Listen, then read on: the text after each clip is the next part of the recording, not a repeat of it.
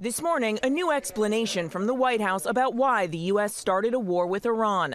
The Secretary of State saying the U.S. attacks were preemptive, that Israel was going to strike Iran with or without the U.S. We knew that there was going to be an Israeli action. We knew that that would precipitate an attack against American forces. And we knew that if we didn't preemptively go after them before they launched those attacks, we would suffer higher casualties. The president has insisted Iran posed an imminent threat to the U.S. The regime already had missiles capable of hitting Europe and our bases, both local and overseas, and would soon have had missiles capable of reaching our beautiful America. But American intelligence agencies say Iran would not have had missiles capable of reaching the U.S. for another 9 years. The president predicts the U.S. will, quote, easily prevail in this war and is dismissing concerns that he will tire of this fight if it drags on beyond the 4 to 5 weeks that he's projected. Somebody said today, they said, oh, well, if the president wants to do it really quickly. After that, he'll get bored. I don't get bored. Moments later, though, Trump distracted by the White House decor. I picked those drapes in my first term.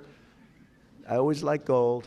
The president isn't ruling out sending in U.S. troops if necessary, telling the New York Post, I don't have the yips with respect to boots on the ground. Like every president says, there will be no boots on the ground. I don't say it. As for the future of Iran, the administration with more mixed messages. The president has been urging the Iranian people to overthrow the government. But at the Pentagon, Secretary Hegseth adamant regime change was not the U.S. objective. This is not a so-called regime change war.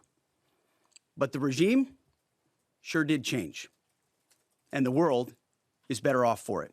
Some of Trump's longtime supporters in the MAGA movement raising serious concerns. It's pretty clear that we're not going to gain anything more. And how do we know that? Because no one has explained what we're there to gain. On Capitol Hill, the top Democrat on the Senate Intelligence Committee questioning the president's justification for starting this war now.